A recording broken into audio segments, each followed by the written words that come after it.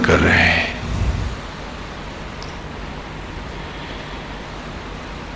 मधुचंदा ऋषि भगवान वासुदेव के सम्मुख हैं जागेश्वर में, और वो धर्म के अनुपम रहस्यों का अनावरण कर रहे हैं।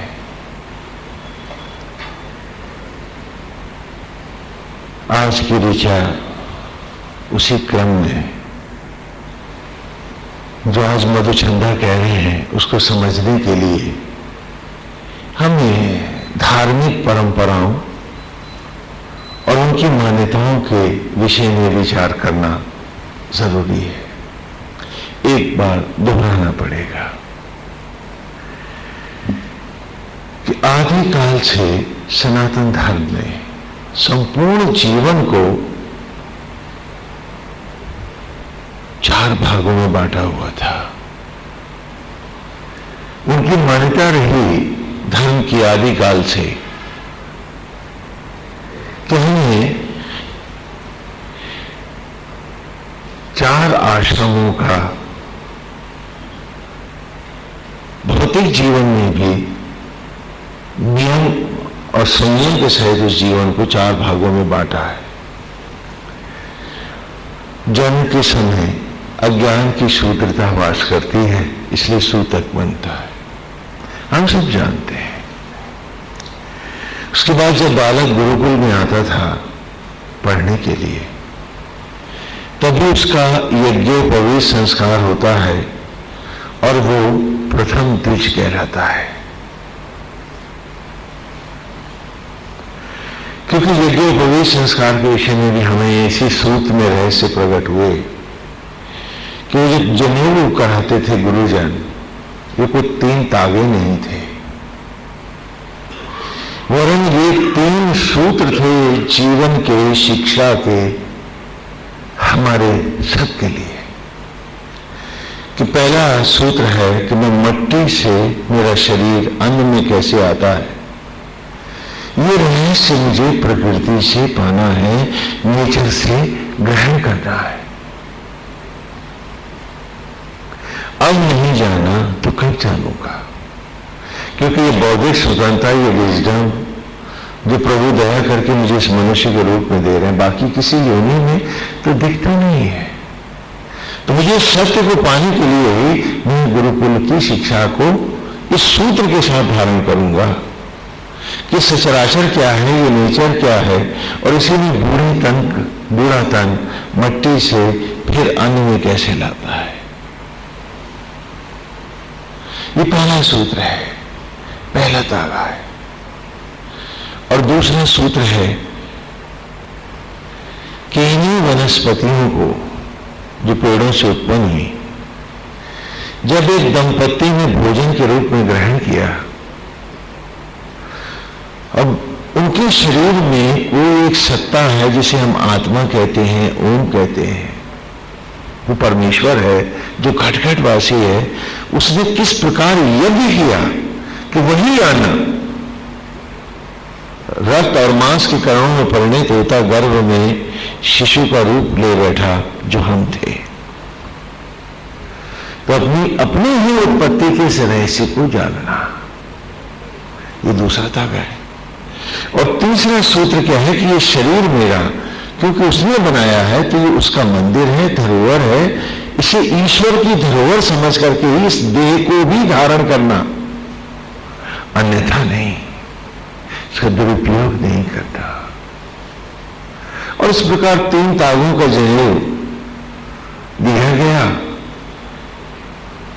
और फिर यज्ञ, स्तोम, ये सारे रहस्य, जैसे अभी हम पिछले पूर्व के 9 सूक्त पढ़ के आए हैं, वो पढ़े हमने गुरुकुल में। और जब गुरुकुल में इस ज्ञान से समृद्ध हुए तो वहां से दीक्षित होकर जब लौटे तो गृहस्थ धर्म में प्रवेश किया। तो गुरुकुल में ही मुझे गृहस्थ पढ़ा दिया गया था कि इस आश्रम को भी कैसे धारण करना है, गृहम स्था इति। इसको क्या कहते हैं? गृहस्थ। जो घर में स्थित है उसे हम क्या कहते हैं? गृहस्थ। और घर आपका ईंट पत्थरों का नहीं होता। जो शरीर में, जो आत्मा में स्थित है वही गृहस्थ है, वेद ने कहा। और जो मन के विषयों से, कल्पनाओं से चारों तरफ भाग रहा है वो तो गृहस्थ नहीं, वो तो प्रेत है। तो प्रेतावस्थाओं को आज हम गृहस्थावस्था मानते हैं, ये हमारी बहुत बड़ी भूल है। गृहम स्था इति, जो घर में स्थित है, जो घर में टिका हुआ है, अर्थात जो आत्मा रूपी घर में, क्योंकि आत्मा के हटते ही कोई घर नहीं है, प्रेत ही प्रेत है। तो जो आत्मास्थ होकर, कि जिस प्रकार महाविष्णु संपूर्ण ग्रहों, नक्षत्रों और सचराचर के स्वामी, नारायण जैसे आत्मा होकर सब में व्याप्त होते हुए संपूर्ण सचराचर को परिवार के रूप में ईश्वर धारण करता है, और इन सबको जिंदा रखते हुए, इन सबकी अतृप्तियों को भी पूरा करते हुए भी वो आत्मा कभी भी ईर्ष्या, द्वेष, क्रोध, लोभ, मोह, पुण्य, पाप, मेरे और तेरे को प्राप्त नहीं होता है, कि सबको धारण कर रहा है, सचराचर को। उसमें मनुष्य ही नहीं, सारे जीवधारी हैं। तो सबको धारण करता हुआ भी आत्मा कभी पुण्य और पाप के लेपन को प्राप्त नहीं होता। गीता में कहा ना। तो क्या मैं अपने पिता की भांति एक छोटे से परिवार को आत्मवत धारण कर सकता हूं? इस धर्म का नाम क्या है? गृहस्थ धर्म। वो तो कब का खो गया। अब तो आसक्त धर्म को ही आप, आसक्त धर्म का हुआ वो तो अधर्म हो गया, तो आसक्त अधर्म को ही आप गृहस्थ धर्म कहते हो। ये भेद है। और जब ये सारी व्यवस्थाएं थी तो हर सांस पुण्य थी, तप था। आज हर सांस पीड़ा, पाप और पनिशमेंट है, सजा है। ये भेद है। तब ये जीते थे, अब यूं जीते।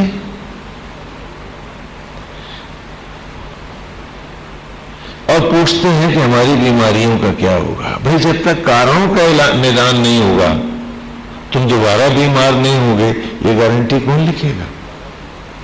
तो कोई डॉक्टर तुम्हें कहां से ठीक कर देगा? तो जिसने अपने विचारों को, आचरण को, धर्म को अनुरूप ढाला नहीं, वो तो अपना शत्रु है। और जब जीव ही घर में शत्रु है तो उसके रोगों का निदान कौन करेगा? उस घर को कौन सही सुधारेगा उसे? यही बात थी। तो गृहस्थ धर्म वो नहीं है जिसे आज आप समझते हैं। वो तो ये था कि जैसे नारायण परमेश्वर सारे जीवों को धारण करता है, उसके पास कोई लोभ, मोह, ईर्ष्या, द्वेष, कोई झूठ, पाप, कपट और पाखंड नहीं होता, मेरा और तेरा नहीं होता, और मैं उसकी संतान हूं, बेटा हूं उसका। तो क्या मैं भी, अब तो गृहस्थ धर्म क्या है? वो हर्षण है, जैसा कि चौथे सूक्त में आपने पढ़ा, मधुचंदा ने हमें पढ़ाया हमको। तो क्या आत्मस्थ होकर हम इस पवित्र यज्ञ स्थली को, इस तप स्थली को, इस धर्म को धारण कर सकते हैं? इस धर्म का नाम गृहस्थ धर्म है। और इसको भी पूरा करता था वो एक नियम के साथ, संयम के साथ। उसके बाद वो घर की दीवारों, ईंट और पत्थरों से नहीं लिपटता था, वो अगले वर्णाश्रम धर्म में जाता था, और वो था कौन सा धर्म? वानप्रस्थ धर्म।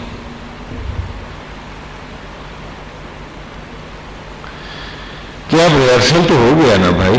अब रिहर्सल ही थोड़े ना करता रहूंगा। अगर कोई रिहर्सल को सच मान बैठेगा वो तो उसी से चिपक जाएगा। लेकिन जानता है कि मैं रिहर्सल कर रहा हूं, तो अब वो असल पे आएगा नहीं आएगा, तो वो वानप्रस्थ धर्म को प्राप्त होता है। वानप्रस्थ धर्म क्या है कि जिस प्रकार आत्मा संपूर्ण सचराचर को मेरा पिता धारण कर रहा है, अब मैं उस मिनी वर्सल से बाहर निकलकर प्राणी मात्र में एक आत्मा का दर्शन करता हुआ उसी आत्मा को अर्पित हुआ सबकी सेवा करूंगा, आत्मा की भांति इच्छा रहित होकर। इस धर्म को क्या कहते हैं? वानप्रस्थ धर्म। और इसके बाद ही वो अश्वमेध यज्ञ करता। जब वानप्रस्थ धर्म को धारण कर लेता था तो वो अश्वमेध यज्ञ को करता, सन्यासी हो जाता था। फिर वो अश्वमेध यज्ञ ही उसके जीवन का संपूर्ण हो जाता था, क्योंकि इस ऋचा में उसकी दोहाई आई है, इसलिए हमको इस बैकग्राउंड में आना पड़ा। अश्व शब्द का अर्थ होता है घोड़ा। आ माने रहित, अश्वा माने अतीत, जिसका कोई पास नहीं, कोई अतीत नहीं, अर्थात जो नित्य है उसे भी हम संस्कृत में क्या कहते हैं? अश्व। तो आत्मा का दूसरा नाम क्या है? अश्व, है ना? तो वह अश्वमेध करता था क्योंकि मैंने आत्मज्ञान को गुरुकुल में प्राप्त किया, ब्रह्मचर्य में।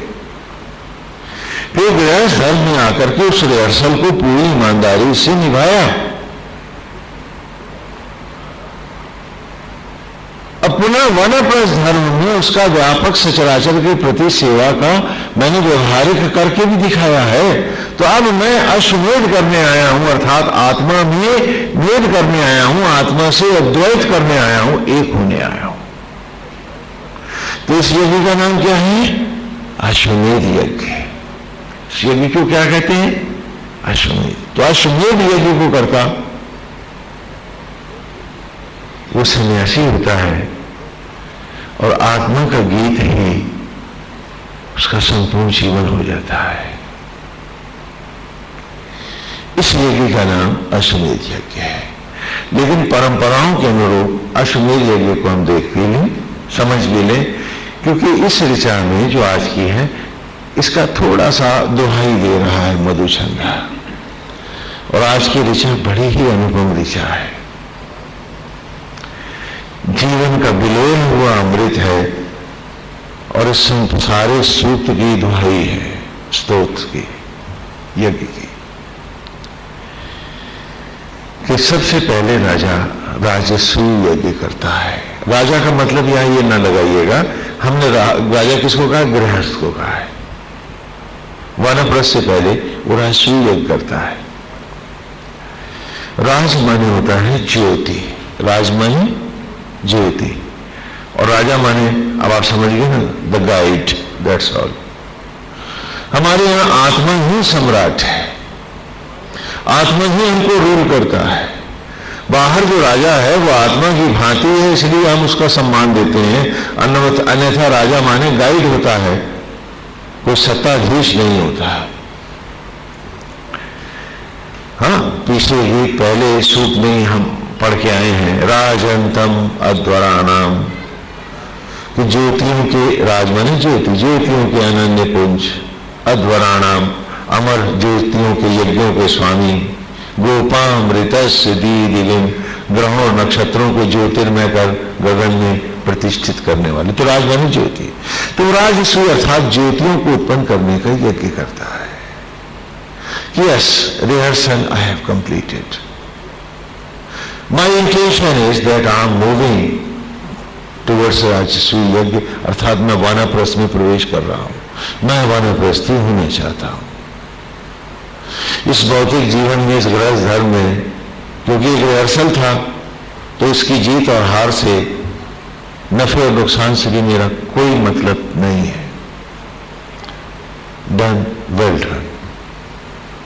और वो राजसूय यज्ञ की घोषणा करता है प्रत्येक गृहस्थ, वो चाहे समाज की किस व्यवस्था के साथ जुड़ा है, वो व्यवसायी है, वो सेनापति है, वो राजा है, हाँ वो शिल्पी है, जो भी है, वो राजसूय यज्ञ की घोषणा करता है। और जिन बिरादरी में, जिन लोगों में वो जीता रहा है, उन सबको सूचना देता है।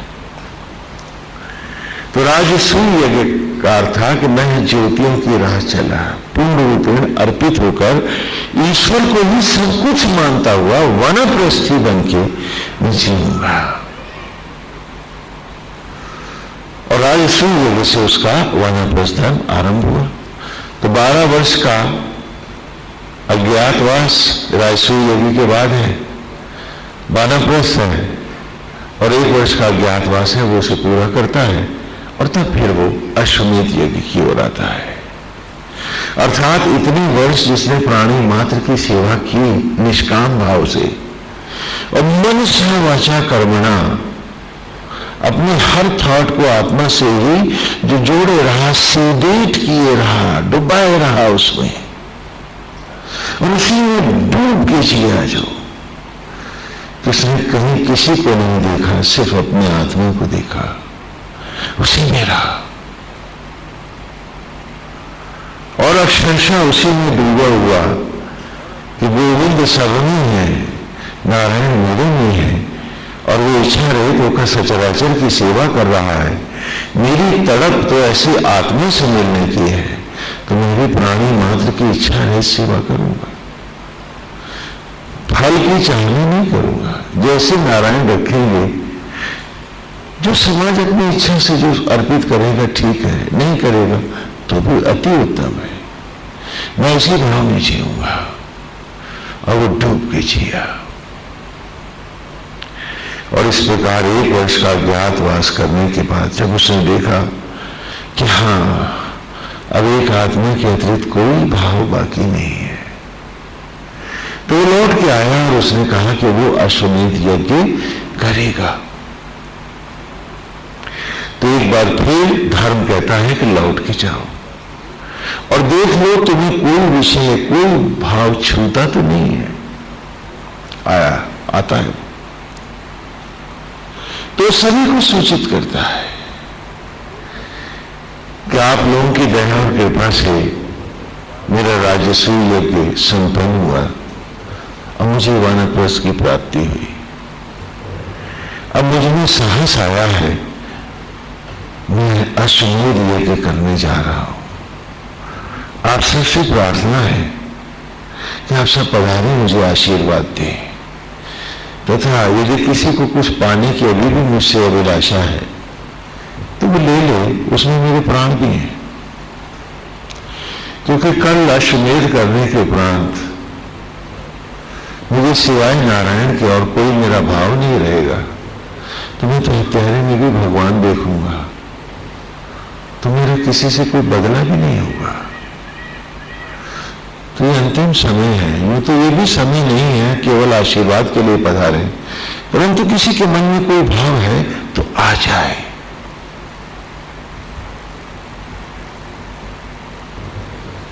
सभी लोग आते हैं,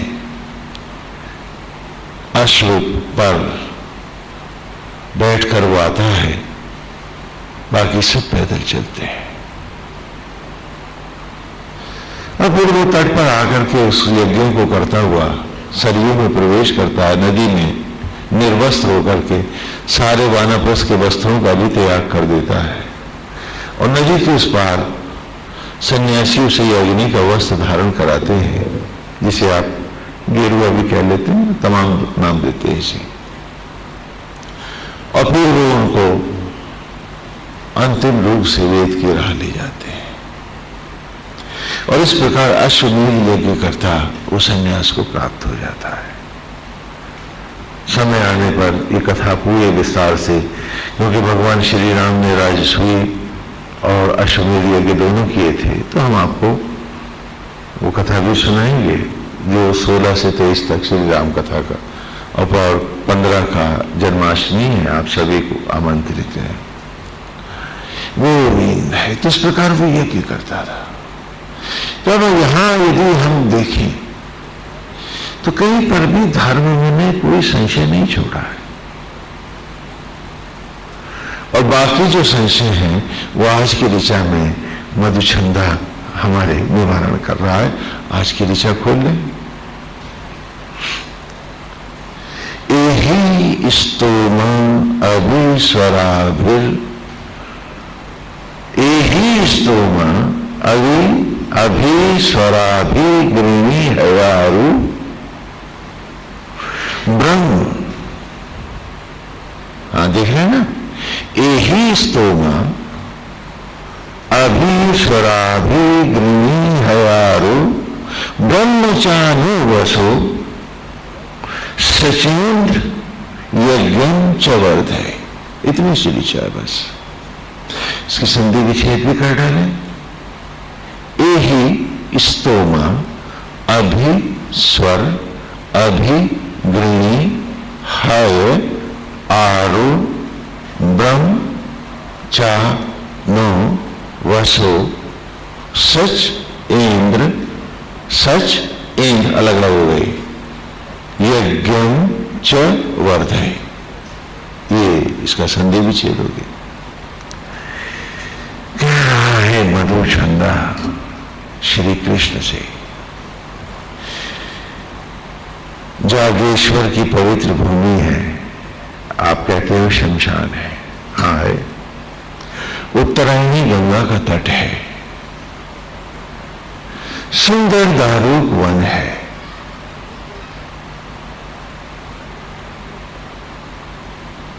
उससे कुछ ऊपर थोड़ी दूर पर मधुचंदा का गुरुकुल है, आश्रम है, जहां से वे पधारे हैं। और कह रहा है मधुचंदा कि हे गोविंद, यही स्तोमा, इसी सूक्तों को, इसी राह को, इसी यज्ञ को अभिस्वर, स्वर कहते हैं आवाज देना, बोलना, गाना, और अभि का अर्थ है डूबना, उसी में खो जाना। कि मैंने इस यज्ञ को ही सदा गाया है, रोम रोम से डूब कर इसमें अभिग्रही, और इसी में जिया हूं, इसी से ग्रहण करता रहा हूं, इसी में अपने आप को अर्पित करता रहा हूं। है यारो, इसीलिए है माने होता घोड़ा, अश्व। घोड़े पर बैठकर मैं इस तपस्थली में तुम्हारे साथ आया हूं।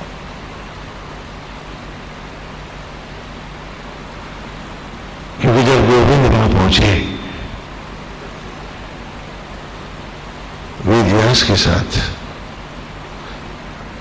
और उन्होंने उनके सामने रखा कि हम इन सूक्तों को रहस्य सहित संकलित करना चाहते हैं, जिससे कि इतिहास के अंतरालों में ये अमृत वेद खो न जाए। तो मधुचंदा ने कहा कि वासुदेव, मैं तो आपकी प्रतीक्षा ही कर रहा था। आप इन यज्ञों को, इस मधुचंदा को संकलित करना चाहते हैं, तो नारायण हम आपको जो इस मार्ग पर जाके दिखाएंगे। मधुचंदा उस समय भी एक अग्नि की ज्वाला हो रहा था। उसके संपूर्ण विशाल देह के थे मधुचंदा ऋषि। और जब उन्होंने ऐसा कहा कि ये अवसर मुझे कब मिलेगा कि तू मेरा आराध्य है और तू ही आराध्य पीठ पर होगा, और मैं अपने सूक्तों को गाता हुआ तेरे सामने जाऊंगा, ये तो अमृत क्षण होगा, मैं इसे क्यों खोऊंगा। और जब मधुचंदा ने ऐसा कहा तो उसी परिपाटी के अनुरूप अश्व पूजित हुआ, अश्वमेध का अश्व बना। और मधुचंदा देखते हुए अंगार सा उस अश्व पर बैठा। और उसकी मर्यादा ये है कि जब वो अश्व चलेगा तो बाकी उसके साथ सब पैदल चलेंगे। तो स्वयं वासुदेव भी नंगे पांव चले थे वेद व्यास के साथ, बाकी सारे ऋषि। तो कहा गोविंद, आपके सामने मैं साहस कर सका कि आप पैदल थे और मैं घोड़े पर। हयार हूं,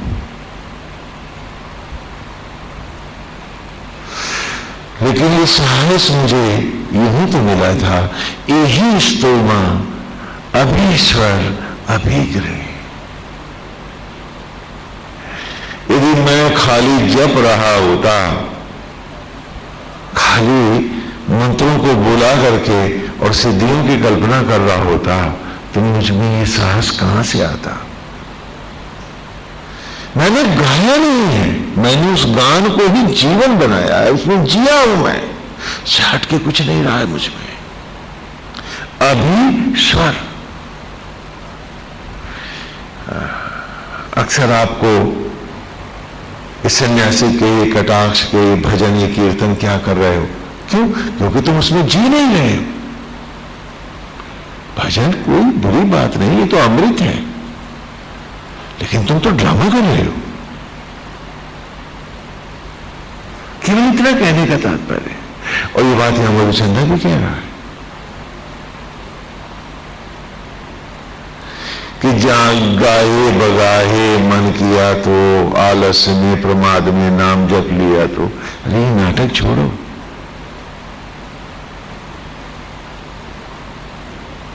जिनका नाम लेने से इतना शुभ तो तुम्हें मिल रहा है, तो उनका हो जाने के लिए कौन सा विषय, कौन सी वासना तुम्हें रोकी है कि तुम उसमें जीना ही नहीं चाहते? पूछो अपने आप से। और हर बार कोई ना कोई ईर्ष्या, द्वेष, कोई दिमाग का फितूर तुम्हें फिर उस अमृत से हटा करके विषांत जगत का एक पिशाच भर बना के छोड़ देता है। क्यों? हम पूछें अपने आप से। क्योंकि वो रहस्य दे रहा है, सूत्र दे रहा है, और ये गुरु मंत्र है।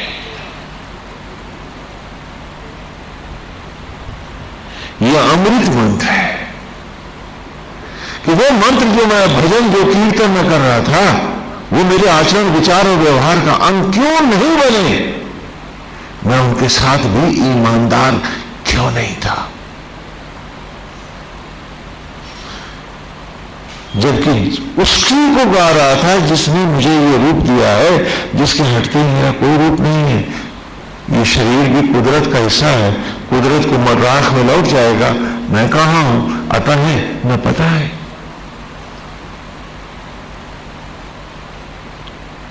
ये सब जानते हुए भी हम सब खाली भजन ही क्यों गा रहे थे? उस भजन को हम अर्पित क्यों नहीं थे? हम उसमें अभीश्वर डूबे क्यों नहीं थे? उसको जीवन की हर सांस, हर क्षण क्यों नहीं बनाया हमने? उससे हटके हम गंभीर बातें सोचते रहे, हाँ, लोभ में, मोह में, तृप्तियों में भागते रहे, और हर बार इस इम्तिहान में हम बहुत बुरी तरह फेल होते रहे, और ईश्वर के सामने हम हमेशा फेल हुए। एक बार भी तो कुछ नंबर भी न ले पाए। हम अपनी कथनी और करनी में भी पराजित रहे हैं, और इस बुरी तरह फेल हुए हैं, और हम लज्जित आज भी नहीं है। क्या बात है? कितनी विचित्र बात है। और मन के दास बने कुतर्कों से अपने आप को समझाते नहीं है कि हम ठीक कर रहे हैं।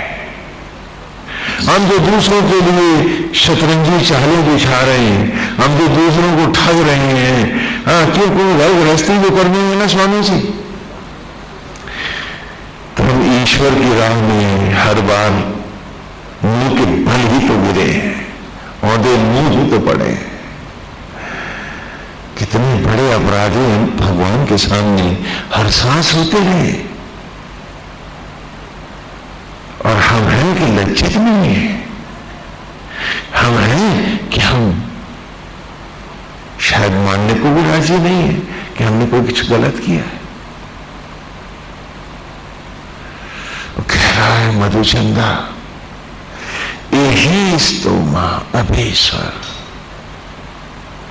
कि गोविंद मैंने इसी यज्ञ को, स्तोम माने यज्ञ, स्तोम माने सूक्त, वेद की ऋचा है, जो 9 सूक्त आपने कहा है, यही स्तोमा, उसी की दुहाई दे रहा हूं। वो जो 9 सूक्त तुम हम सब अभी पढ़ के आ रहे हैं, ऋचा, यही स्तोमा अभीश्वर अभिग्रणी मनसा वाचा कर्मणा, इसी में जिया हूं, सब लेन देन भी मेरा इसी में हुआ है, से हट के कहीं नहीं हूं।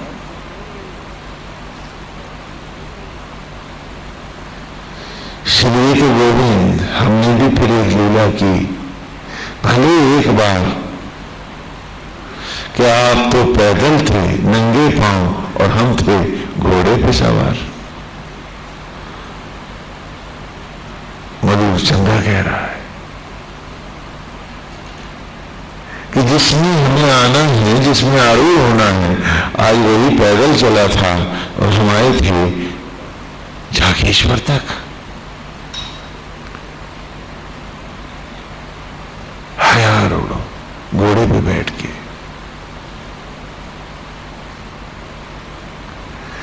क्योंकि मैं आप ही में जिया था, इसी अश्व में अर्थात इस नित्य आत्मा में ही डूब के जिया था, तो प्रसंगवश मुझे घोड़े पे अब होना ही था।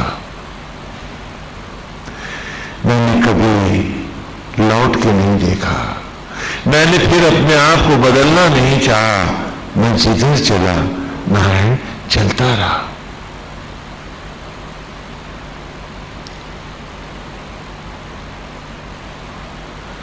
वो कैसे चला कि ब्रह्म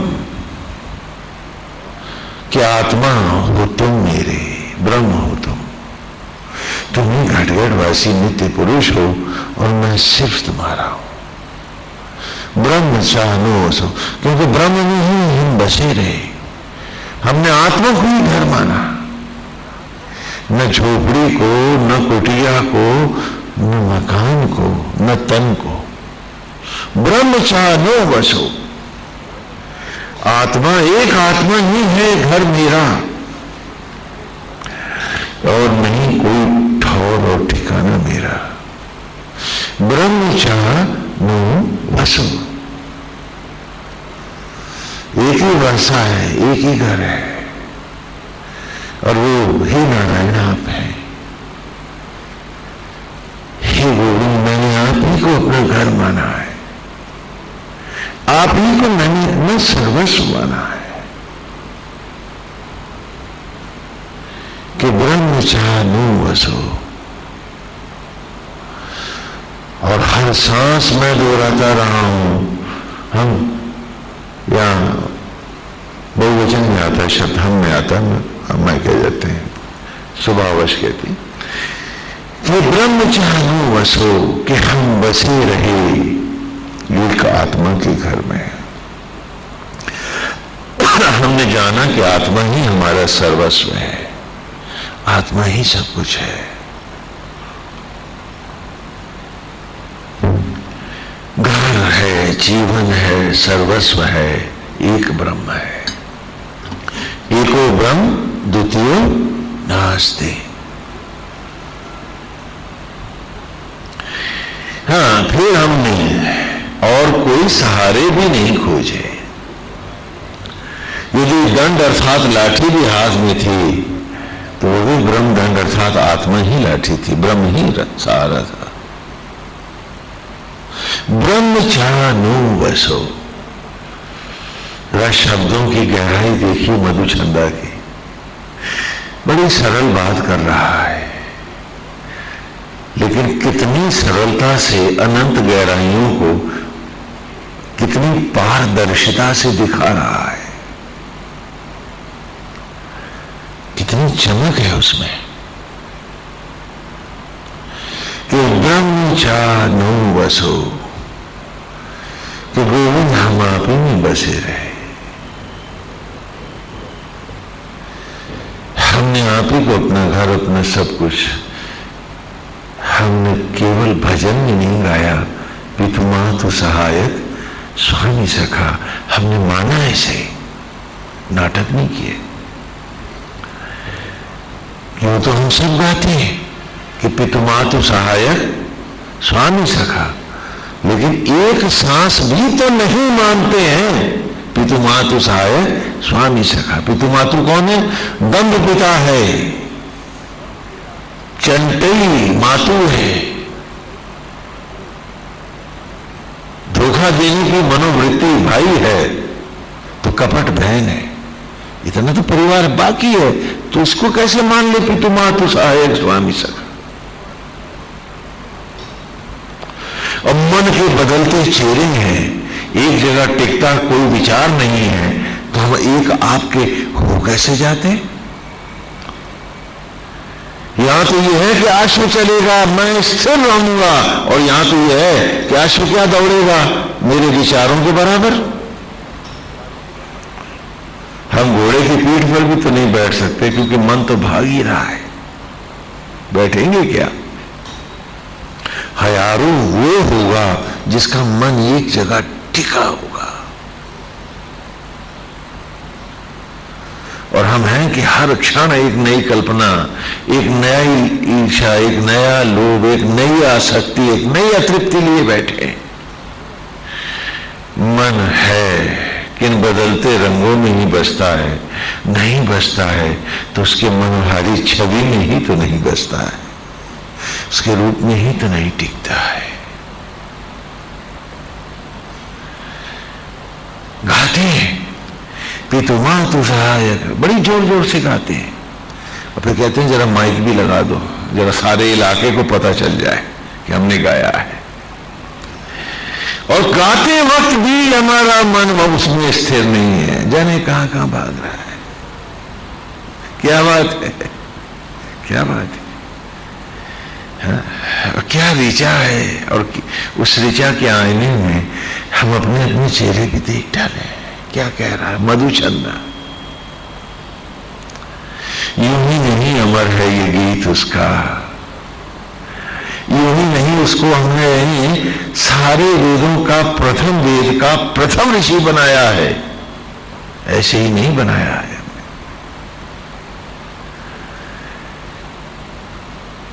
क्योंकि वो सबसे समीप का ऋषि था, बाकी सब उससे बहुत पूर्व के हैं, लेकिन तब भी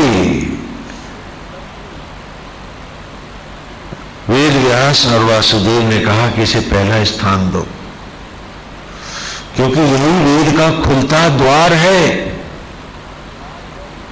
और बाकी जो भाव ही न जानेंगे वो ऋचा खाली गाएंगे ही तो। तुलसी की वाणी में दादुर धुनी चहुदिसी सुहाई, वेद पढ़े जनु बटु समुदाय। कहा कि ये खुलता द्वार है, इसी में उभरते हैं जीवन के सारे सत्य रहस्य और यज्ञ की बात। तो वो यूं ही नहीं बनाया गया है। वो बातें जो मधुचंदा कह रहा है वही हम भी तो गाते हैं, लेकिन उसके कहने और हमारे गाने में कितना फर्क है, जरा हम इस बात पे भी विचार कर लें। हमें फलाने से गुस्सा है, इससे ईर्ष्या है, उससे द्वेष है। मधुचंदा का तो एक ब्रह्म है, किससे गुस्सा करे, किसके गीत गाए, किससे स्पर्धा करे, किससे मन में कलुष माने। हमें तो हर पेड़ हर पत्ती से कुछ लगाव है, कुछ घृणा है, कुछ बदले की भावना है, तो कुछ ईर्ष्या द्वेष है, जलन है। और कह रहा मधुचंदा एही स्तोमा अभीश्वर, कि मैं तो इस यज्ञ का गीत बना हूं, गीत जिया हूं, गीत रहा हूं, गीत ही बन के रह गया, उससे आगे कहीं जाने की इच्छा ही नहीं हुई है। गोविंद तेरा रूप और वेद के ये गीत मधुचंदा का यही ठहराव रहा है, तो इसी में खोया रहा है। सचराचर की सेवा भी बस यूं ही करता रहा है कि तू सब में बैठा है, हर रूप तेरे हैं, हर रूप को प्रणाम है। सचराचर मात्र की सेवा गोविंद तेरी ही तो सेवा है, तो सेवा तेरी ही करता रहा है। सुनना और सुनाना भी तो तुझी से था। मैं तो डूबा रहा तेरे प्यार के सागर में। तो यही स्तोमा, अभीश्वर, अभिगृणी, और उसी से ही लेना देना था मेरा। सबकी सेवा करते हुए भी किसी से कभी कोई इच्छा नहीं रही, क्योंकि सब में तू है तो तेरी ही सेवा करता रहा। तुझे ही जाना, जो मिला वो तूने दिया है, ऐसा ही माना। अभिगृणी, उसे हट के कुछ पाना नहीं चाहा है, कुछ करना भी तो नहीं चाहा है।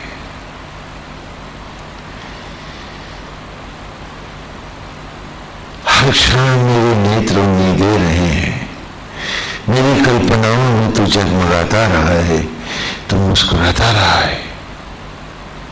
तेरा सौंदर्य, तेरी ज्योतियां निरंतर मेरे मन के आंगन को झिलमिल करती रही है। सुंदर विशाल नेत्र, अद्भुत ज्योतिर्मय, सुंदर अंग अंग की शोभा, सरल मुस्कान और भीतर तक बैठ जाने वाली ये तेरी मनोहारी छवि, मधुछंदा इसी में जिया है, बस यही बन के रह गया है। मधुछंदा कह रहा है, इस ऋचा को समझो और अगर जी सको तो खोया समय भी तुम्हारा तुम्हें मिल जाएगा जो बर्बाद हो गया। कहा इसी को अभीश्वर अभिगृणी, और तभी तो आराध्य तू पैदल था और मैं घोड़े पर बैठा हुआ था, और मैं आगे चल रहा था, तू पीछे था गोविंद। ये तेरे प्यार का साहस ही तो था, वरना मधुचंदा ये साहस लाता कहां से।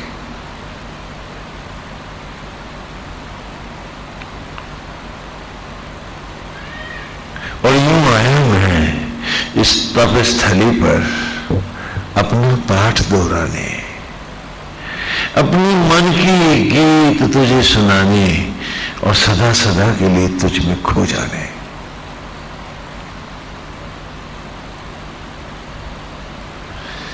और बार बार बुलाता रहा था जीवन भर अपने को, क्या कि ब्रह्मचार में वसो, कि आत्मा में ही बसा हूं मैं, है हम, और हमें आत्मा ही है हमारे में।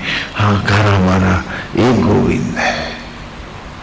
तथा सचेंद्र, सच माने पढ़े आगे, सच माने जुड़ना, संयुक्त होना, और इंद्र माने जीव, इंद्र का पुत्र अर्थात अर्जुन, अर्थात हम सब। तेरे जीव जुड़ इस आत्मा से, इस घर से अपने, तथा यज्ञ हो इसमें, सचेंद्र यज्ञम, अपने आप को अर्पित कर, आहूत कर, यज्ञ हो जाए इसमें। चाह तथा वर्धय, और अनंत की राजा है, इसी के साथ चला जा। यही गाता रहा हूं, यही गुनगुनाता रहा हूं, यूं ही जिया हूं, मधुचंदा कह रहा है। अभी इसके बाद भी यदि हम नहीं समझ पाते हैं तो फिर हम सब सहानुभूति के पात्र हैं। फिर हमारे को वो दंभ भी करना हमारे लिए पाप है कि हम भक्ति करते हैं। यदि आज भी नहीं समझ पाते हैं और ये ऋचा भी यदि हमारे में नहीं उतर पा रही है तो धिक्कार है हमारा मनुष्य होने पर भी।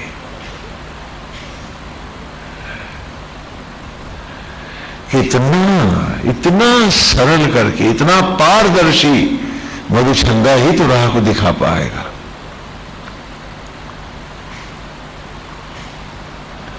और यदि फिर भी हर सांस अब हम उसमें डूबना नहीं चाहते हैं तो स्पष्ट है कि यह हमारी फिर नहीं है। क्या कह रहा है वो और क्या कह रहे हैं हम, जरा इस आईने में हम अपने आप को, अपने आचरण, विचार, व्यवहार और दिन भर की मानसिकताओं को पढ़ डालें। अपने सोचें कि क्या हम मोक्ष के अधिकारी हमें होना चाहिए, हो सकते हैं। स्वयं निर्णय करेंगे कि हमें मिलना चाहिए क्या, और यदि हम फिर भी कहते हैं हम पाना चाहते हैं तो क्या हमें मधुचंदा बन के दिखाना नहीं चाहिए? हम पूछे अपने आप से।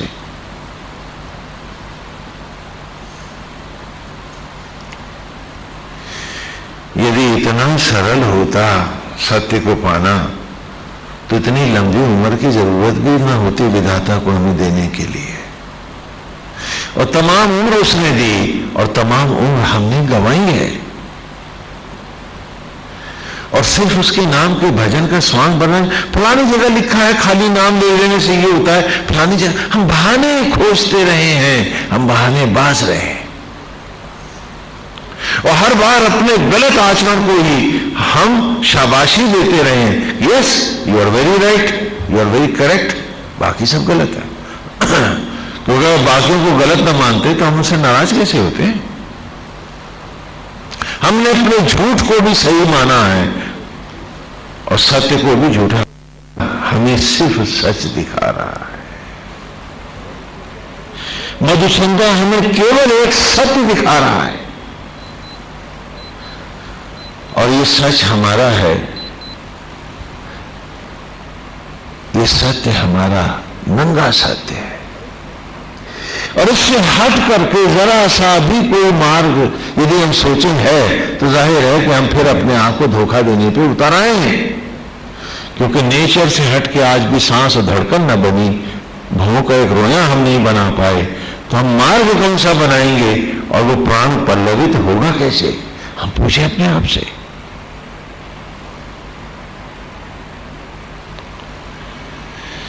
और यही स्तोमा जब कह रहा है मधु, क्या कहता है? सचेत इंद्रम चल रहे, और हम अपने आप को जीव रूप में हम अपने को सचेत करते रहे हैं कि सिर्फ यही मार्ग है, इधर ही चल, सुन इसी को, बोल इसी को, ले इसी को, मेटे इसी में। तो ऑटो सजेशन से, स्व प्रेरणाओं से अपने आप को निरंतर जीव रूप हम अपने आप को प्रेरित करते रहे हैं। सचेंद्र यज्ञम, इसी में यज्ञ होना है, इसी में यज्ञ हो, हर सांस इसी से आ रही है, इसी में उसको जाने दे। से हट के जीने की तो तू कल्पना भी न कर। और क्यों नहीं जी सकते हम इसमें? हम सब जी सकते हैं, हम सब जी सकते हैं।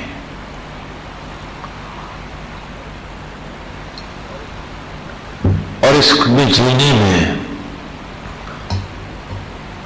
हमें सुख ही सुख है, अमृत ही अमृत है। मन सरल है, छालो छाद्म से परे है, भोले भाव है, भोले प्रभु की भोली मुखाकृति है। मन में नारायण का आश्वासन है, हर सांस सुखद है, अज्ञान नहीं है तो कहीं अंधेरा नहीं है। तो हम पूछे कि हम क्यों नहीं जी सकते हैं? हम तो कड़वे धुओं में जिए हैं, बदले के, ईर्ष्या और द्वेष के। हम तो पाप में जिए हैं जो विष थे। तो इस अमृत पथ पे हम क्यों नहीं जी सकते हैं? क्यों नहीं जी सकते हैं? हम पूछे अपने आप से। और इसी के साथ संक्षेप में ही सही, यही स्तोमा अभीश्वर।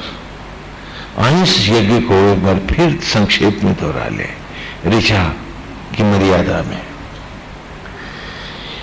कि जो तपस्थली पर आए और यज्ञ का पूजाओं के उपरांत जब मधुचंदा का भाव उभरा, तो यहीं से तो वेद का आरंभ है।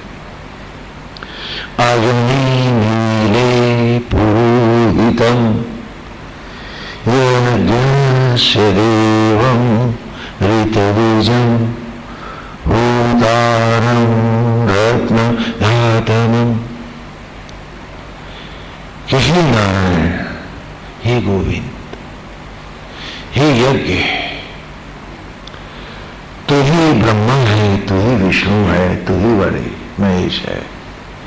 अग्निम पुरोहितम। अब ये देखिए ना, अब मधुचंदा पहले तो गुरुकुल में जब हम पढ़ाएंगे तो वैसे पढ़ाएंगे, लेकिन गोविंद के सम्मुख जब आप इसी सूत को गाएंगे तो ऐसे गाएंगे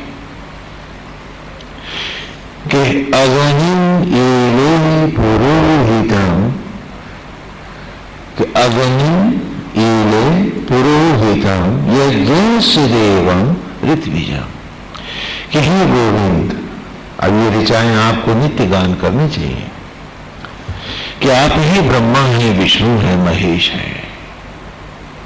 इस शरीर रूपी यज्ञशाला के आप ही आत्मा हैं, देव हैं। होतारम रत्नधातमम, और आप ही हम पर न्यौछावर करने वाले हैं। जीवन की सारी उपलब्धियां दे आप रहे हैं, तो अब धन्यवाद बाहर के संसार को नहीं, गोविंद आप ही को है। अब आप ही में जिए, आप ही में जीते रहे, आप ही में खोना है, आप ही से अद्वैत करना है। अपनी ही ब्रह्म ज्वालाओं में हमें एक हो जाना है। अग्नि पूर्वे ऋषि गुरुदयो नूतनैर सा देवां अहिवक्षति। कि आत्मा अनंत काल से, पूर्व भी आदिकाल से ऋषि भी, जिन जिन साधकों ने हे आत्मा, हे यज्ञ, आप ही की अमर रश्मियों में स्वयं को अर्पित किया। बाहर तो बाहर को जलाया, भीतर स्वयं जल गए छो। अद्वैत कर गए, व्याप्त हो गए इसमें, अभिग्रही उसी में खो गए जो। सा देवाम अहिवक्षति, वे ही देवत्व पाए, उन्हीं को मोक्ष मिला है। वो जो भटक रहे हैं मन के घोड़े पे बैठे दाएं बाएं सब तरफ, उन्हें और अधिक एकाग्र होना होगा, हम सबको। और ये सूत जो हम पहले एक एक ऋचा पढ़ के आए हैं, जब ये यज्ञ में आएंगे, आप निरंतर यज्ञ में, आप में से जो भी इसको एक यज्ञ, तुम आप उस यज्ञ को ही जीवन बनाना चाहेंगे, तो उनके लिए उनके ये रहस्य पुनः प्रकट हो जाएंगे। यह स्थिति अग्निनारयम अश्रवत पूष्णेव दिवे दिवे यशसं वीरवत्तमम्। यही ब्रह्म ज्वालाओं में मैं कह रहा हूं, ऐ अपने आप को अर्पित कर, क्योंकि यही पोषण देने वाली है, ये तुझे जीवंत करने वाली, ये तेरा सर्वस्व है। क्षण क्षण इन्हीं से उभर रहा है, तो इन्हीं में अपने आप स्वयं को यज्ञ कर और यशस्वी और वीरता के इस मार्ग पर चल, देवत्व को पा।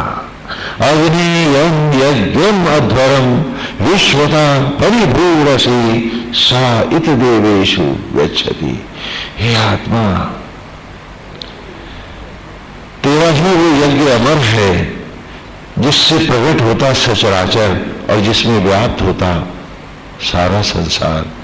परिभू असी अग्नि, हे आत्मा, हे यज्ञ, यम, जिस यज्ञम, यज्ञ में अध्वरम अर्थात जिनका विनाश नहीं होता, जो अमर है, विश्वता परिभूर से जिससे सचराचर उत्पन्न होता है, जिसके कारण ही ये संसार है, वही यज्ञ तो प्रज्वलित हम सबके भीतर है, और वो यज्ञ तुम हो।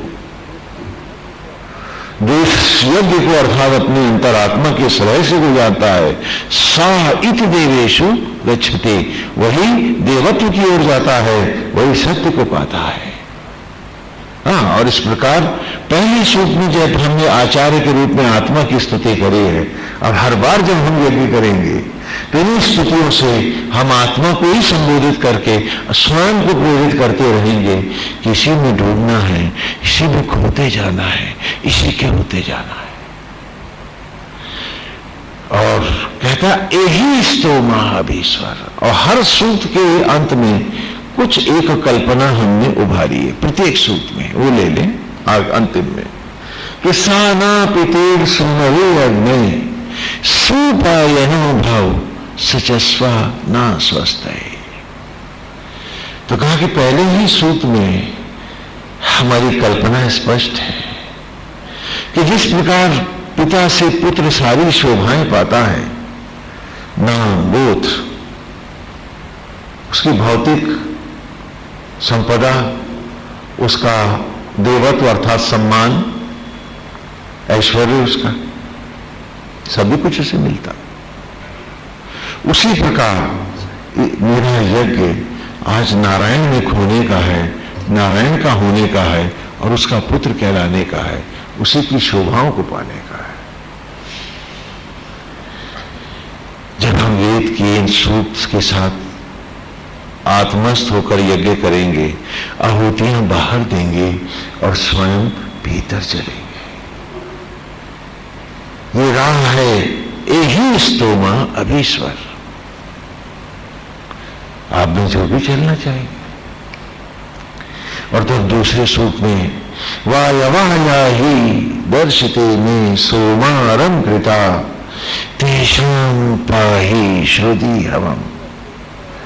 और फिर हमने अपने ही प्राणों का उपाचार्य के रूप में आह्वान किया है। तुम पूछते हो वो यज्ञ कौन सा है, होती है उत्पत्ति जिससे। हम बता रहे हैं कि वो यज्ञ है ये जिससे उत्पन्न होता है सचराचर, होता रहा है, होता रहेगा और इसी से आरंभ उसका हुआ था। तो कहा वायवाया ही दर्शते में सोमा अरुण कृता तेषां पाहि श्रुति हवम। क्या मेरे प्राण हो जा तू सावधान, आज आवाहन है तेरा। केवल जीवन के रस का ही संसार न करो, अब तो जीवन पुनः यज्ञ को आया है उपाचार्य होकर। ऐ मेरे प्राणों, आज मेरे इस यज्ञ में तुम भी विराज हो। आवाहन है तुम्हारा। दर्शते में इस यज्ञ को सींचने के लिए, इसे प्राण पल्लवित करने के लिए आज आत्मा आचार्य है। तो मेरे प्राण, मेरी आत्मा के साथ तुम उपाचार्य हो जाओ और फिर मुझको यज्ञ होने दो। मुझ में मैं चलूं, मुझ में मैं पलूं, मुझ में मैं जीऊं, मुझ में और मुझ में एक नए रूप में, एक नए देवत्व में मेरा ही स्वरूप प्रकट हो जाए। तो वायवाया ही दर्शते में सोमारम कृता तेषां पाहि श्रुति हवम। और तब इसी सूक्त की अंतिम दिशा में हमने गाया था कि कभी नहीं मित्रा वरुणा तुम जाता उरुक्षया दक्षिण दधाते अपसम। हाँ, सूक्त बहुत लंबे हैं, हाँ, केवल दोहाई में लेते चल रहे हैं कि हे कवि, हे आत्मा, महाप्रलय को प्रज्वलित करने में समर्थ, हे बलशाली और अक्षया, घट घट में अमर होकर व्याप्त होने वाले, हे ब्रह्म, हे आत्मा, कवि नो, आज उन मित्र वरुण आदि जो महाप्रलय के द्वादश आदित्य हैं, आज उन महाज्वालाओं को प्रज्वलित करो।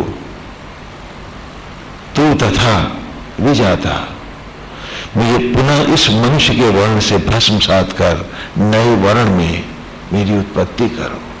दक्षम दधाते अपसम, कि अपनी अग्नियों में यज्ञ करके, पवित्र करके मुझे पुनः इस मनुष्य से देवत्व के एक नई कुमारावस्था को प्रदान कराओ।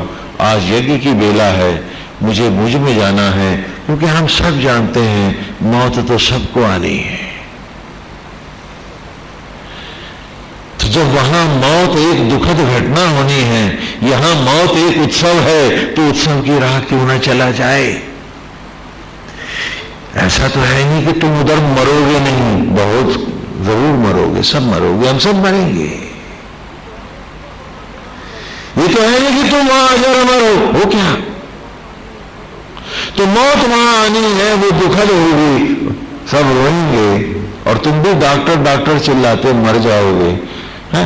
वो ड्रिप चढ़ाता रहेगा और तुम मरते रहोगे। वहां भी मौत होनी है। इस दंभ को तोड़ो, अंधे अज्ञान को छोड़ दो। आज जाना है। तो जब जाना निश्चित है, ये अटल और ध्रुव सत्य है, तो फिर मौत को भी क्यों नहीं उत्सव बनाना है, मंगल बनाना है। वो मधुचंदा है। दो रास्ते हैं, और तुम भी चाहो कि तुम दोनों रास्ते पे चलो, तो तुम्हारे लिए तुम्हारी ही बात सही है कि धोबी के कुत्ते न घर के न घाट के, न ठीक से जिए और न मरे। क्यों इस मन के खम को निकाल के फेंकते हो? अरे बहुत पाप कमा लिया, उम्र इतनी हो गई और अब भी नहीं सुधरे, और दुनिया भर को सुधारने के नाटक करते फिरे तुम। पूछो अपने आप से कि दूसरों को आदेश उपदेश करते हो कि फलाने ऐसे चले, ढिकाने ऐसे चले। अपने से पूछो कि तू कब चलेगा राह पर? तो रास्ते हैं,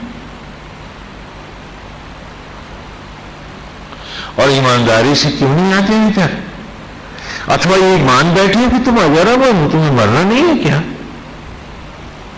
तो जब मौत ने आना है तो उसको अभी से उत्सव क्यों न बना लिया जाए कि हर क्षण जगमगाती मुस्कुराहट हो, आत्मा का अमर साथ हो, सौंदर्य हो, माधुर्य हो, उसकी चेतियां हो, और जब जाएं तो बड़ी मस्ती में। क्या बुरा है इसमें?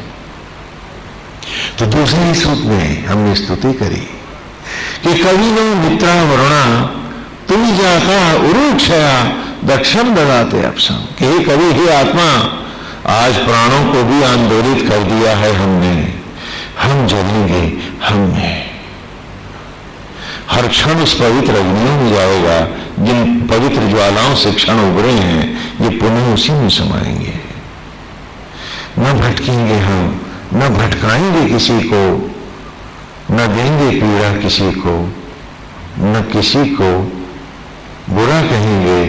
हम तो सब में हे आत्मा तुझे ही देखेंगे।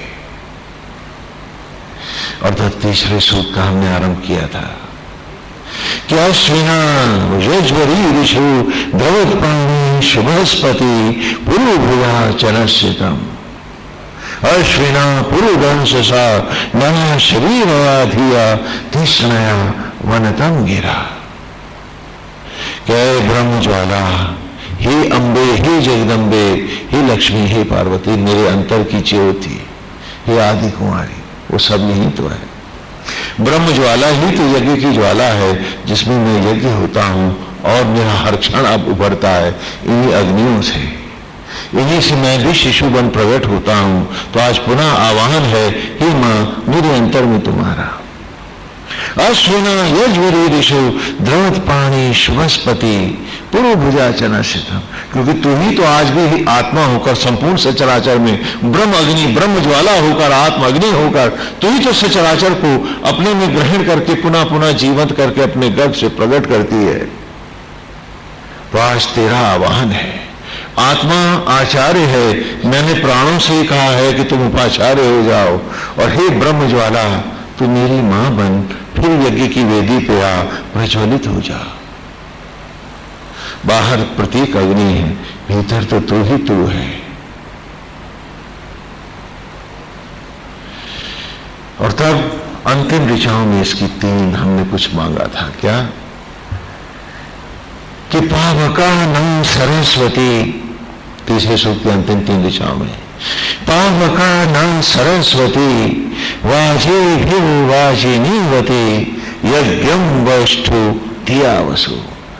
कि पावक अग्नि होकर, हे मां, हे ब्रह्म ज्वाला, हे सरस्वती, मेरे जीवन में सरसता को देने वाली, ज्ञान विज्ञान को, सद्बुद्धि को लाने वाली पावका न सरस्वती, हमारी आत्मा होकर हम सबको जीवंत करने वाली हे मां, हे सरस्वती, वाजी भी वाजिनीवती, यज्ञों के द्वारा निरंतर हमें पुष्टता प्रदान करने वाली।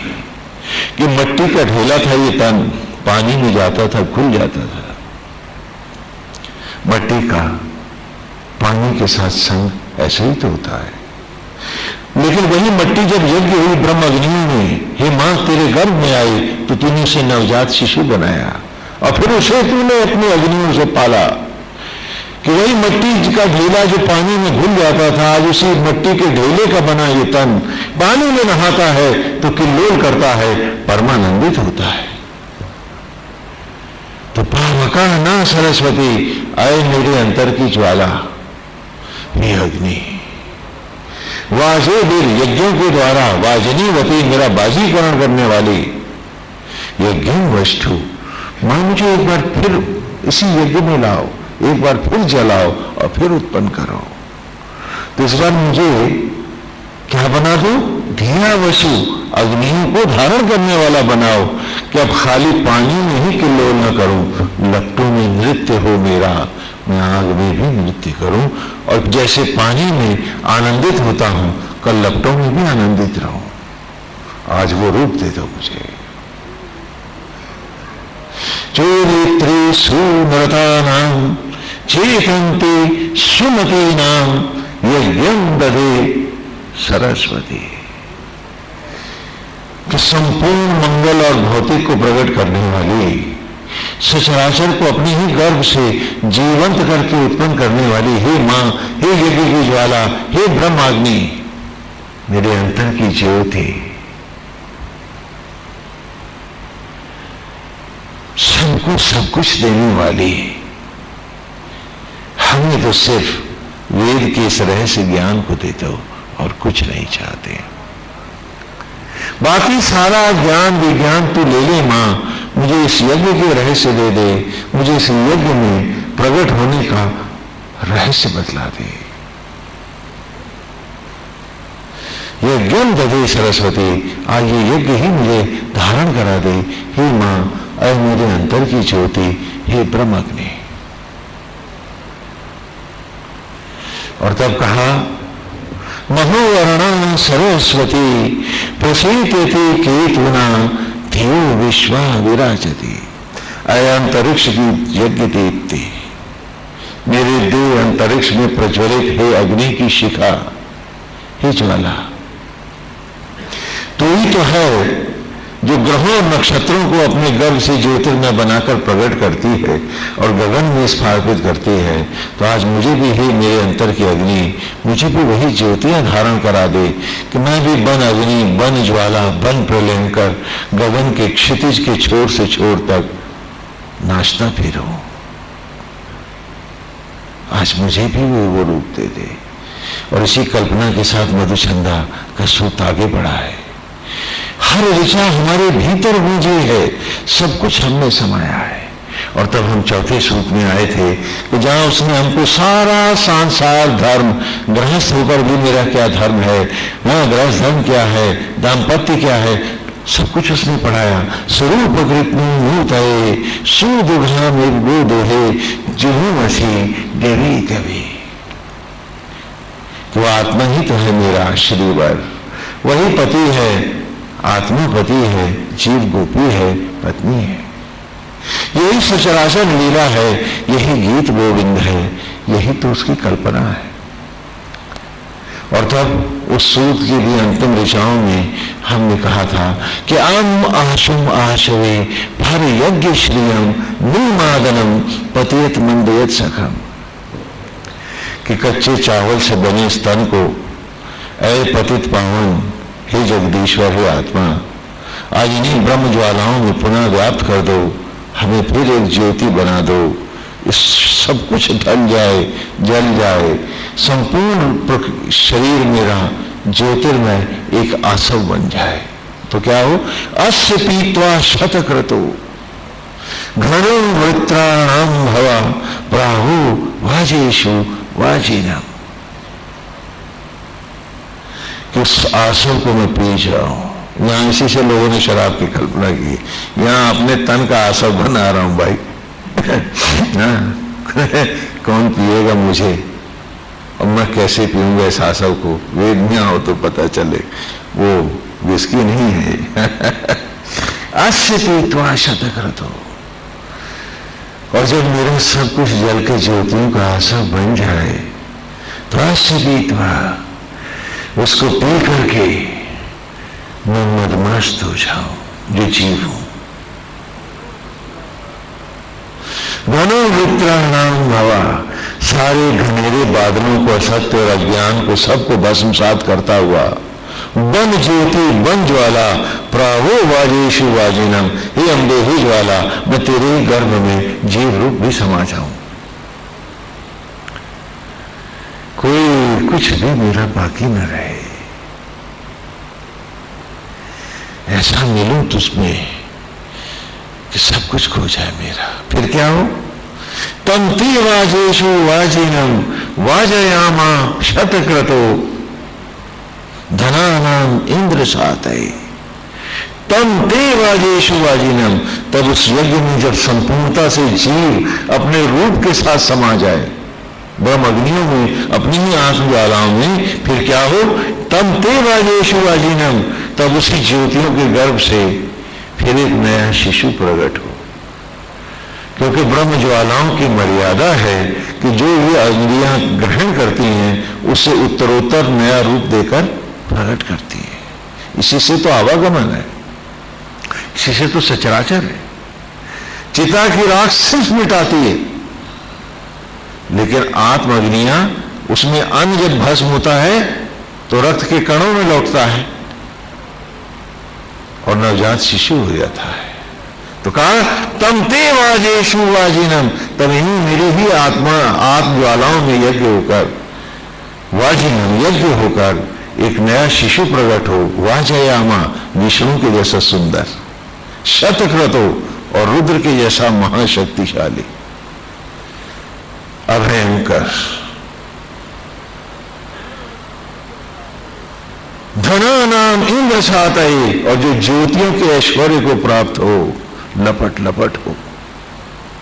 ये कल्पना है मधुचंदा की इस यज्ञ में, उसी की दुहाई दे रहा है वो आज की ऋचा में कि तम ते वाजेशु वाजिनम वाजयामा शतक्रतो धनानाम इंद्र सातये, और तब उसमें यज्ञ हो, उस यज्ञ की वेदी जिसमें संपूर्णता से समा जाए हम सब, उससे फिर एक नवजात नए शिशु प्रकट हो। वाजयामा, विष्णु के जैसे सुंदर, शतक्रतो और रुद्र के जैसे महाशक्तिशाली, प्रलयंकर, धनानाम इंद्र सातये, और जो ज्योतियों के रश्मियों की अमरता के ऐश्वर्य को प्राप्त हो। और तभी अंतिम ऋचा में हमने गाया था कि यो रायो अवनिर महांत सुपारा सुनवता सखा तस्मा इंद्राय गायत, कि अरे जो आकर शीघ्रता से अपनी ही इस आत्मा रूपी अवनी पर अपनी महान तेष्टि कर गया, जिसे याद था कि जाना तो है, चाहे मौत दुखद रुदन बने या बने महा उत्सव, अमर उत्सव हो जाए, कहीं न कहीं तो अंत्येष्टि होनी है हमारी, किस अवनी पर हो। तो कहा यो रायो, कि जो निरंतर शीघ्रता से हर सांस हर क्षण महाअवनी, आत्मा रूपी इस महाअवनी पर, इन ब्रह्म ज्वालाओं की अवनी पर, हाँ महाअवनी पर अपनी महाअंत्येष्टि कर गया, और जो इन्हीं से हो गया पार, तस्मा इंद्राय गायत, उसी के गीत, ये यज्ञ की रश्मियां, ये यज्ञ, ये भक्ति, ये भजन गाते हैं। जो समझ पाते हैं वे ही पाते हैं।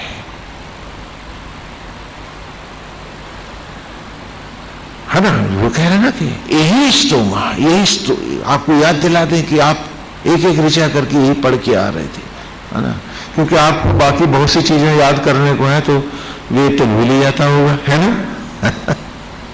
तो इसलिए थोड़ा थोड़ा याद करा दे। और फिर 5वें सूत्र में आपने गाया आत्वेता निषेधत इंद्रमभि प्रगायत सखाया स्तोम भाषा, कि आकर जो बैठ गया है तो शीघ्रता से अपनी ही आत्मा के सम्मुख, निषेधत माने बैठना, आकर बैठ गया है जो पास अपनी आत्मा के सखाया स्तोम वासा, यज्ञों को धारण करने वाले आत्मा का मित्र बन गया है, उसी का हो गया है, उसी में अपने आप को मिलाने आया है। ये जीवन उसी का है, ये यज्ञ उसी का है। और तब अगली ऋचा में कि पुरुतमम पुरुणाम ईशानम वार्याणाम इंद्रम सोमी सचासुते, कि वो कहां बैठा है? पुरुत्तमम, लोकों में भी सर्वोत्तम लोक में बैठा है। ये शरीर को छोटा मत समझो, अपने बर्बाद किए हो, ये बात दूसरी है। इसे नंगा और मैला कर रखा है तुमने, इसे पाप का घर बनाया है तुमने, ये बात और है, लेकिन इसे छोटा मत समझो। मधुचंदा ने याद दिलाया था आपको कि पुरुतमम, कि लोकों में भी ये सर्वोत्तम लोक है, जिसे इतना मैला लोक बनाए। पुरुतमम पुरुत्तमम, लोकों में भी सर्वोत्तम लोक है ये। पुरुणाम ईशानम, और सूर्य लोकों में भी महासूर्य लोक है, क्योंकि शास्त्रों सूर्यों को तेज देने वाला वो परमेश्वर आत्मा होकर तुम्हारे भीतर बैठा है। और आज इस लोक को मैला और गंदा किए। कहते स्वामी जी मन नहीं मानता। अरे जब यहां तुम ईमानदार नहीं हो, जब यहां तुम अपने साथ धोखा कर रहे हो, सगे किसके हो और कौन होगा साथ तुम्हारे? आज इस शरीर को व्यभिचारशाला बनाए बैठे। तो कभी ये कोप भवन बना हुआ है विषय वासनाओं का, तो कभी ये दुर्गंध का ढेर है बदले और क्रोध में, झूठ कपट और प्रपंच का, हां, इसको घुमरा बनाए बैठे हम। और मधुचंदा कह रहा है कि पुरुत्तमम, अब इससे आगे और तुम्हें मिलेगा क्या? अगर इसको भी तुम न संभाल पाए तो अब फिर पाओगे क्या? सब गंवा बैठे हो तुम, यदि आज भी नहीं जागोगे तो। मलेश वृत्तियां तुम्हें इतनी प्यारी लगती हैं कि बाहर निकलते ही फिर वही दुर्गंध चेहरों पर नाच रही, वही छल, वही षड्यंत्र है। क्यों है? हम पूछें अपने आप से, क्यों नहीं हम सरल हो जाते? क्यों नहीं हम मधुर हो जाते? क्यों नहीं हम सब में नारायण का भाव ले आते? क्यों हम चाहते हैं कि जो कुछ हो हमारे लिए हो और हम सबका शोषण करें? तो हम राक्षस, दैत्य और असुरी तो हैं, खटमल भी नोचता है तो हम भी नोचना नहीं चाहते हैं, तो उसमें और हमें भेद क्या रहेगा? तो कहा पुरुतमम, और कहां बैठ के कर रहे हो ये सब? सर्वोत्तम लोक में, कि लोकों में भी सर्वोत्तम लोक है ये शरीर तुम्हारा। आज इसकी बीमारियां नहीं संभलती तुमसे, और नरक बनाए बैठे हैं हम इसको। कि पुरुतमम पुरुणाम ईशानम, कि सूर्य लोक, महालोकों में भी महासूर्य लोक है, स्वयं नारायण विराजते हैं जीव तेरे पास। वार्याणाम, तेरा वरण करना चाहते हैं, तुझे देवत्व की ओर लेने के लिए स्वयं आत्मा देवयान बनकर के स्वयं देव विराज रहे हैं। इंद्रम सोमी सचासुते, और अपनी ही ब्रह्म ज्वालाओं में, ब्रह्म अग्नियों में यज्ञ कर उसके अमृत के साथ तुम्हें जोड़कर अमृत देने के लिए स्वयं आत्मा पधार रहा है, विराजा हुआ है, बैठा है, और तू है किसी नरक का घर बनाए। और पूछते हो कि स्वामी जी हमें सच बोलना चाहिए कि झूठ? जब शरीर को ही इतना मैला किए बैठे हो, अब सच और झूठ की बात क्या करते हो? कि सबसे बड़े सत्य को तो तुमने सबसे बड़ा झूठ बना रखा है। हम पूछें अपने आप से कि हम कब बदलेंगे, कब भूलेंगे, और कब ये ऋचा हमारे जीवन में उतरेगी? और इस प्रकार पूरे सूत्र हमने पढ़े थे। जब कभी हवन में बैठेंगे, यज्ञ करेंगे, तो बेशक इन्हें दोहराएंगे हम। नारायण ने चाहा तो आप लोग यहां अभ्यास करेंगे, वो आप पर निर्भर करता है, क्योंकि अभ्यास झूठे नहीं करेंगे। आप करेंगे तो जिएंगे। फिर मन को नारायण के अंकुश में रहना ही होगा, ये संकल्प आपका भी होगा। फिर मन में भी मैला नहीं सोचेंगे और कोई झूठ नहीं करेंगे आप, तभी तो होगा ना। आज हम इसी ऋचा में रहे कि मधुचंदा कह रहे हैं, यही स्तोमा अभीश्वर अभिकिरणी, कि गोविंद वो जो पिछले 9 सूत्र गा के आया हूं मैं आपके सामने, वो कोई कोरे भजन नहीं थे। अभीश्वर, ऋचाओं में ही मैं गूंजा हूं, मैं जिया हूं, मेरा सर्वस्व नहीं है वो। मैंने हर सांस जिया है ऐसे, हर क्षण पला हूं मैं इन्हीं वेद की ऋचाओं में। और फिर इस पवित्रता को छोड़ा नहीं है हमने, फिर मन की इच्छाओं के साथ बहे नहीं है हम।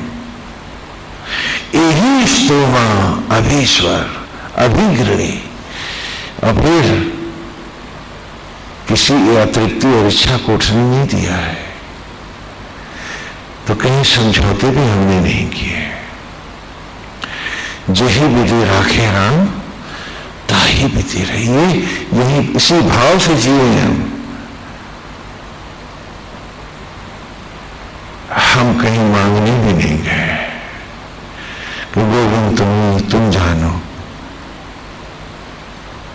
हमारी बात तो तुम तक रहेगी।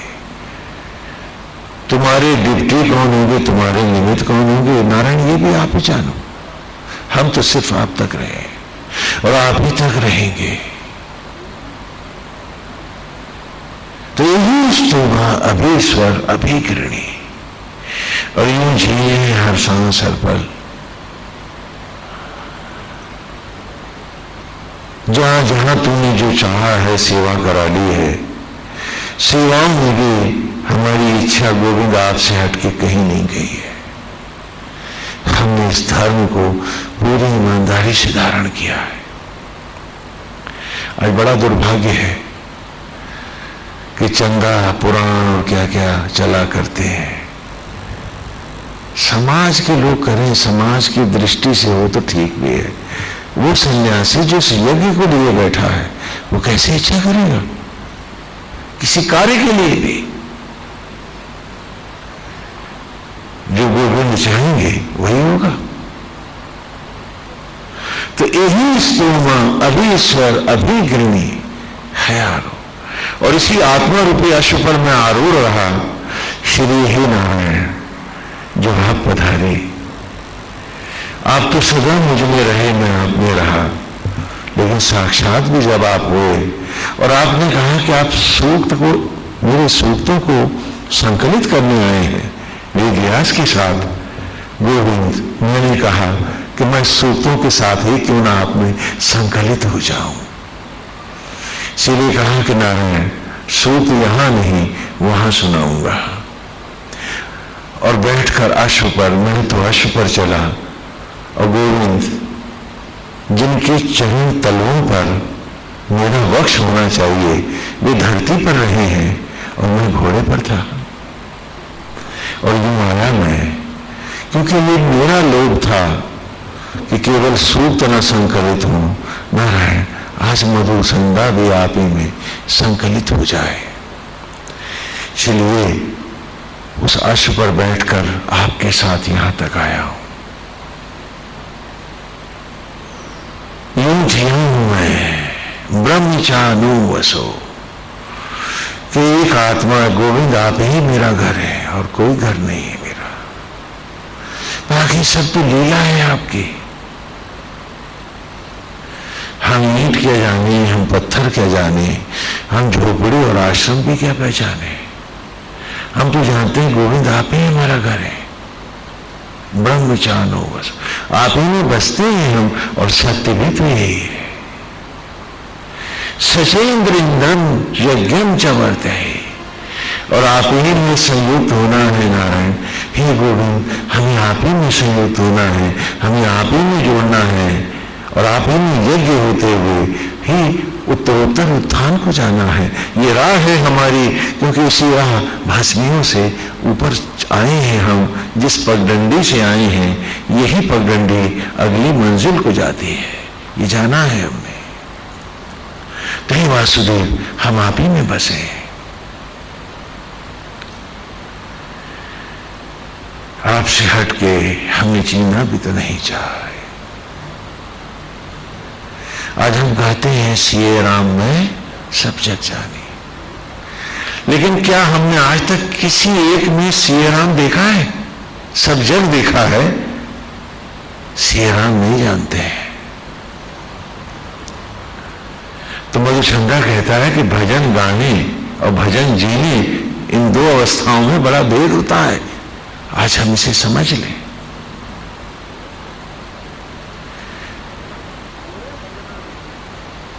कि हम कोरे भजनानंदी हैं या भजन जीने वाले लोग, भजनों को आत्मस्थ कर उसको जीने वाले लोग हैं। और जिनके खाली भजन गाकर हमें इतना आनंद मिलता है, सुख मिलता है, तो हम उस सुख को जीना क्यों नहीं चाहते? हम पूछ लें अपने आप से।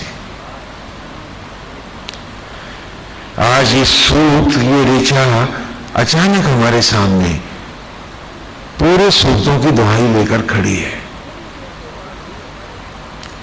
कि थोड़ी देर के बाद ही हमारे मन से ये भाव उठ क्यों जाते हैं और फिर हम माया लोभ में क्यों फंस जाते हैं।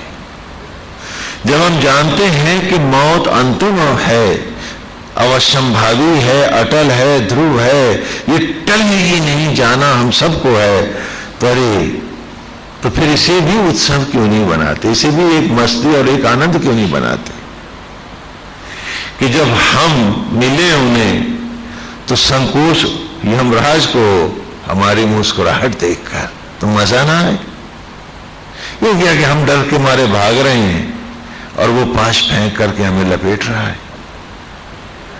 क्या इन अवस्था, और यदि ऐसा नहीं होना है तो ऐसा भी नहीं है, हम सबको जाना है। तो क्यों ना हम अभी से अपने आप को इसमें ढाल लें।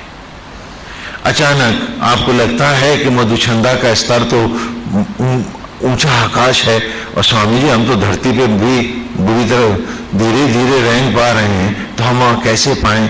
तो वेद कहता है कि हर क्षण उसमें डूब के जीना बहुत आसान मार्ग है।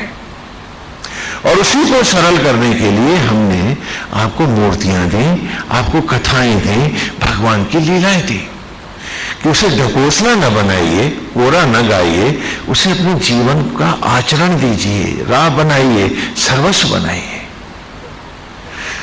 और उसके लिए सुंदर से सुंदर तक मनोहारी मार्ग सनातन धर्म में है।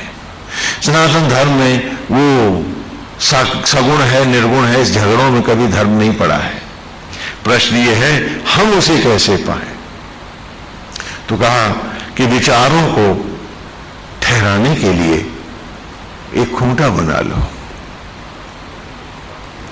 हाँ, खूंटे पे पशु बांधते हो ना, तो ये मन भी जब आसक्तियों में भागने लगता है तो ये पशु ही नहीं, बड़ा निकृष्ट पशु हो जाता है कि जो ईर्ष्या का चारा, द्वेष का चारा, लोभ का चारा, झूठ का चारा, दंभ का चारा, अतृप्ति और प्रभु से सदा हटवे रहना चाहता है, बस इन्हीं गंदगी में ही जीना चाहता है और ईश्वर के नाम पे खाली स्वांग भरना चाहता है।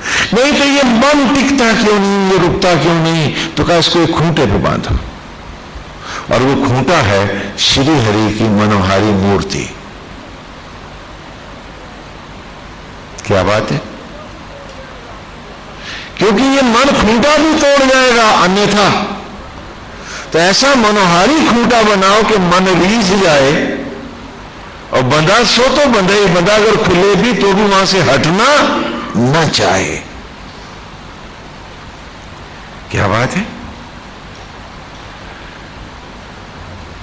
लेकिन उसके लिए खूंटे को प्यार करो, उस मूर्ति में अमृत आनंद लाओ, उसमें रोम रोम अर्पित हो, हर क्षण उसकी मनोहारी छवि को बसाने का निरंतर प्रयास करो।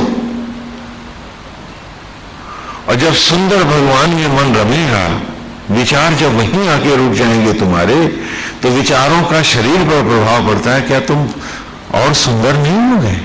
जब क्रोध में लाल होते हो, भय में पीले होते हो, चोरी पकड़ी जाए तो चेहरा भुसभुसा जाता है, पराजित होते हो तो मुरझाए हुए होते हो, भुसभुसा सा चेहरा मरा हुआ होता है तुम्हारा।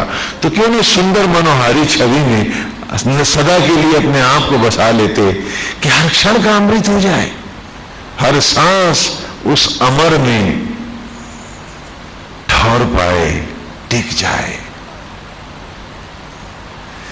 तो पहला अभ्यास हमारा कि हम भगवान की उस मनोहारी छवि को क्योंकि सुंदर प्रतिमा को अपने मन के आंगन में विराजेंगे। और देखो, जहां मंदिर बनाते हैं वहां को असत्य तो नहीं, झूठ तो नहीं करते, गंदा काम तो नहीं करते। तो मन में जब ईश्वर की मूर्ति ईमानदारी से हम बैठा लेंगे और पूरी ईमानदारी से हम मान लेंगे कि अभी तो मंदिर हो गया है, तो फिर हम ईर्ष्या द्वेष करेंगे, लोग मुंह में जाएंगे नहीं ना। कहते नहीं, एक साधे सब सधे। कितना सरल उपाय है, पर हम उस मूर्ति को तोड़ के अलग फेंक देते हैं। तेरे को क्या भजना, अब तो ईर्ष्या द्वेष को, बदले को, फलानी चीज को, फलाने की शादी को, फलाने के झगड़े को, फलाने की नौकरी, यही भजा करें। हाँ, गहने भज लेंगे, साड़ियां कपड़े भज लेंगे, हाँ वो, हाँ फलाने से कितना और ले लें, ये ले लें, भाई ये भज लें। ये भजना बंद करो और उसके मनोहारी रूप में सरल होगी जीना सीखो। आज ईश्वर ने तुम्हें इतना दे रखा है कि तुम्हारी जरूरतों की चीजें सब तुम्हारे पास है। मन की भूख कोई मिटा नहीं सकता है, परमेश्वर भी नहीं मिटा सकता। वो ईश्वर जो सागर भर देता है, जल से, हवा से, वातावरण को, वायुमंडल को भर लेता है, पृथ्वी को पेड़ों से भर देता है, पशु पक्षियों से भर देता है, गगन को भी जो सितारों से भर लेता है, वो ईश्वर एक आदमी का मन भी नहीं भर सकता है, कमजोर है वहां। तो तू क्या भर पाएगा? तो छोड़ो ना इस बात को, इस पाप को छोड़ो, ये असत्य है, इसका त्याग करो। कि जेही विधि राखे राम ताही विधि रही है। इसमें क्या खोट है, इसमें क्या बुराई है? और उठते बैठते सोते जगते अभ्यास तो शुरू करें हम, और उल्टे अभ्यास तो बंद करें हम। कि आज से ये अभ्यास ले लें कि हमें दूसरी राह जाना है, यही स्तोमा अधीश्वर, कि हमें दूसरी राह जाना है। तो आज से जब जब मन दाएं बाएं भागेगा, हम भगवान की फोटो जेब में रखें, उठा के फिर देखेंगे तुरंत, और मन को ही मान देंगे।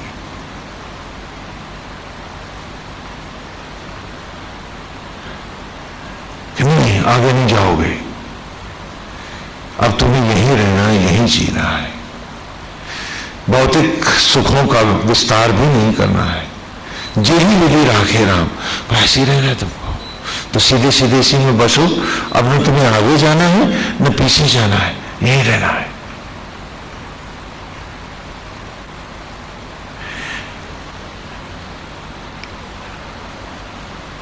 वैदिक काल में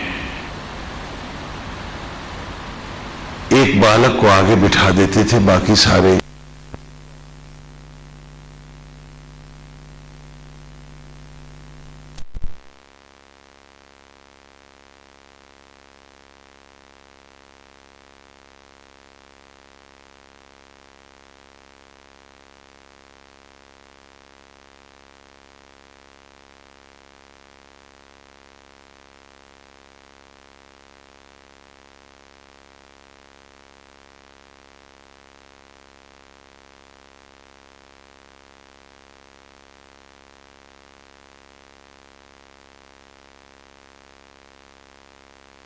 को भी